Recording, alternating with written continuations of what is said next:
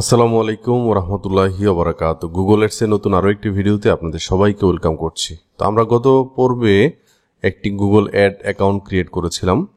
তো আমরা আজকে এই অ্যাড অ্যাকাউন্টেরই আপনার বিলিং মেথড নিয়ে কথা বলবো।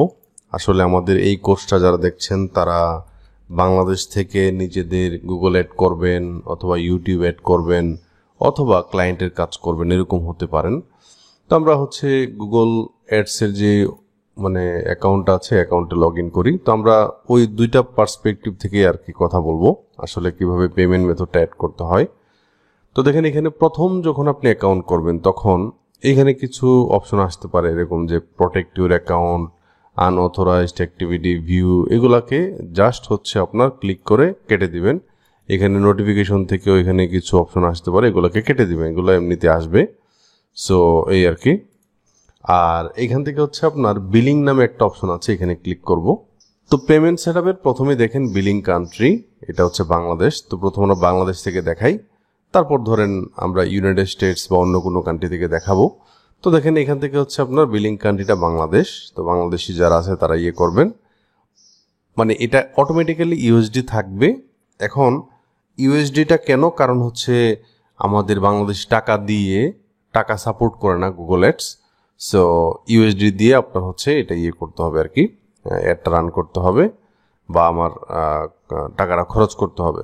অ্যাকাউন্ট টাইপটা কি? অ্যাকাউন্ট টাইপ এখান থেকে আমরা এই ড্রপ ডাউন মেনুতে ক্লিক করে ইন্ডিভিজুয়াল দিব। যারা ইন্ডিভিজুয়ালি কাজ করছেন, বেশিরভাগ ক্ষেত্রে ইন্ডিভিজুয়ালি কাজ করছেন। তারপর পেমেন্ট মেথড, এখানে কার্ড নাম্বারটা দিতে হবে।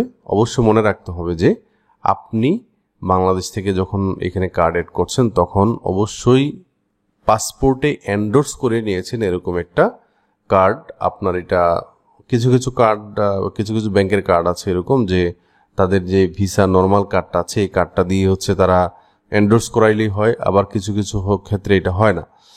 তো সেই ক্ষেত্রে যেটা করতে হয় আর কি, একটা ক্রেডিট কার্ড অথবা ডুয়েল কারেন্সি কার্ড বানিয়ে নিতে হয়।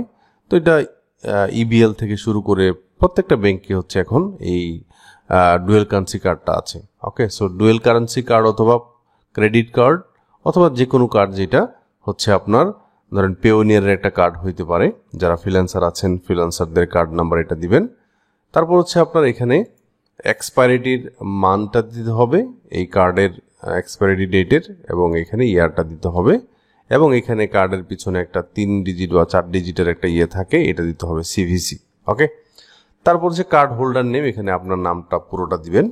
হ্যাঁ, তারপর বিলিং অ্যাড্রেস, বিলিং অ্যাড্রেসটা আপনার অ্যাড্রেসের ঠিকানাটা দিবেন। এখানে যদি গ্রাম থাকে তাহলে গ্রাম দিবেন, বা পাড়া মহল্লা থাকে পাড়া মহল্লা দিবেন। হ্যাঁ, রোড টুড এগুলো দিবেন, সিটি দিবেন, পোস্টাল কোড দিবেন। এখানে একটা গুরুত্বপূর্ণ একটা অপশন আছে, অটোমেটিক পেমেন্টস।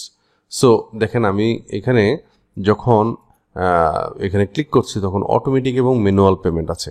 সো অটোমেটিক্যালি যদি আপনি ধরেন আপনি যে কার্ডটা ইউজ করেছেন, এখানে কার্ডটা দিয়েছেন, এই কার্ড থেকে অটোমেটিক্যালি টাকা কেটে নেবে এরকম।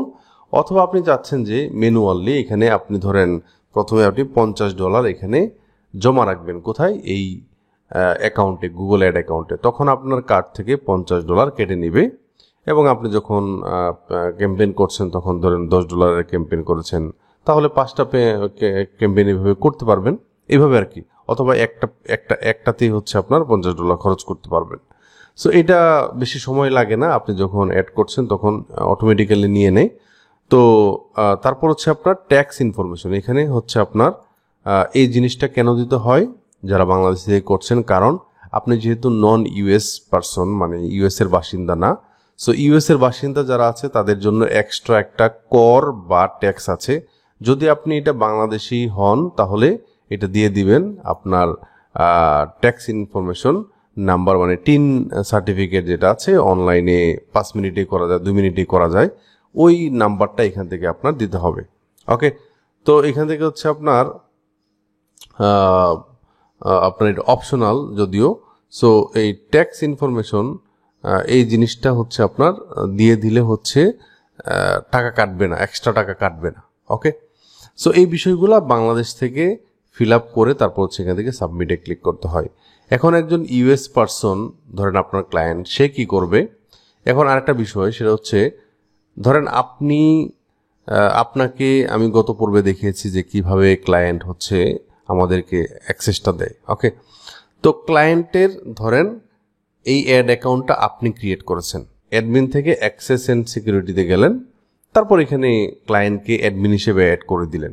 ওকে, সো তারপর ক্লায়েন্টকে কি বলবেন? ক্লায়েন্টকে বলবেন যে বিলিংয়ে যাও, তুমি বিলিংয়ে যাওয়ার পরে এখান থেকে তুমি তোমার কার্ডটা অ্যাড করে ফেলো। তো এখানে ধরেন ক্লায়েন্ট কি করবে? ক্লায়েন্ট হচ্ছে ধরেন ইউনাইটেড স্টেটস দিল, তারপর তার কারেন্সিটা এখানে দেওয়া আছে, তার অ্যাকাউন্ট টাইপ ধরেন সে ইন্ডিভিজুয়াল পারসন। সো এখানে দুইটা অপশন, একটা হচ্ছে আপনার ক্রেডিট কার্ড অ্যাড করতে পারবে আর একটা হচ্ছে ব্যাংক অ্যাকাউন্ট অ্যাড করতে পারবে। এখন এই যে এখান থেকে ক্রেডিট কার্ড ধরেন পেপাল যদি হয় তাহলে ক্লায়েন্টকে বলবেন যে আপনার পেপাল থেকে এই বিজনেসকে ক্রেডিট কার্ডটা নিয়ে নেন, ঠিক আছে? এইভাবে আর কি সে ক্রেডিট কার্ডটা অ্যাড করতে পারবে, অথবা তাদের নির্দিষ্ট যেই ব্যাংকগুলো আছে এই ব্যাংকগুলোর এখানে রাউটার নাম্বার, অ্যাকাউন্ট নাম্বার এগুলো দিয়ে হচ্ছে আপনার তার অ্যাড্রেস এবং নেম দিয়ে হচ্ছে এখান থেকে সাবমিট করতে পারবে। ওকে, সো এইভাবে আর কি ক্লায়েন্ট হচ্ছে আপনার, এই বিষয়গুলো নিয়ে আপনার টেনশন করতে হবে না। আমি গত পর্বেই বলেছি যে আপনার একটা ইমেল অ্যাড্রেস হইলেই হলো আর কাজ পারলেই হলো। ওকে, সো বিলিং টিলিং এগুলা ক্লায়েন্ট করবে, সব কিছু সেট আপ করে দিবে। আসলে আলটিমেটলি এই জিনিসটা আসলে রকেট সায়েন্স না, ক্লায়েন্টকে বুঝাই বললেই হবে যে তুমি বিলিংয়ে যাও। যদি সে একান্ত না বুঝে সেক্ষেত্রে কি করতে হবে? এখানে এসে আপনি এইভাবে স্ক্রিনশট দিবেন আর কি ক্লায়েন্টকে যে আসলে তুমি এই অ্যাডমিনের উপরে এই জায়গাতে যাও। হ্যাঁ, তাকে এরো দিয়ে হচ্ছে আপনি বুঝাই দিতে পারবেন যে অ্যাডমিনের এই জায়গা থেকে তুমি এই জায়গাতে যাও। ওকে, তো যাওয়ার পরে ধরেন এরপরে আরেকটা স্ক্রিনশট নিলেন, কিরকম? এই বিলিং এর ভিতরে ক্লিক করার পর, হ্যাঁ, বিলিং এর ভিতরে করার পর এখানে বিলিং সেটআপে ক্লিক করবে।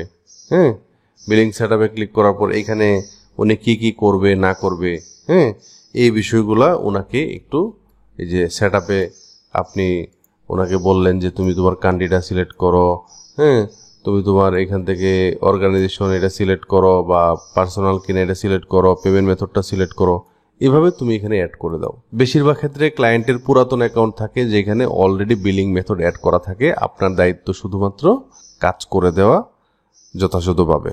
ওকে, এই জিনিসটা গুরুত্বপূর্ণ ছিল তাই এটা নিয়ে আলাদা ভিডিও তৈরি করা। সো এটা ছিল বিলিং মেথড। আমরা সামনের দিক থেকে আরো টেকনিক্যাল বিষয়গুলো জানবো, আসলে কেমনে কি গুগল অ্যাড আসলে তার অপশনগুলো কিভাবে কাজ করে, এই বিষয়গুলো আমরা আগামী পর্ব থেকে জানবো। আসসালামু আলাইকুম ওয়া রাহমাতুল্লাহি ওয়া বারাকাতুহু। সবাই ভালো থাকবেন।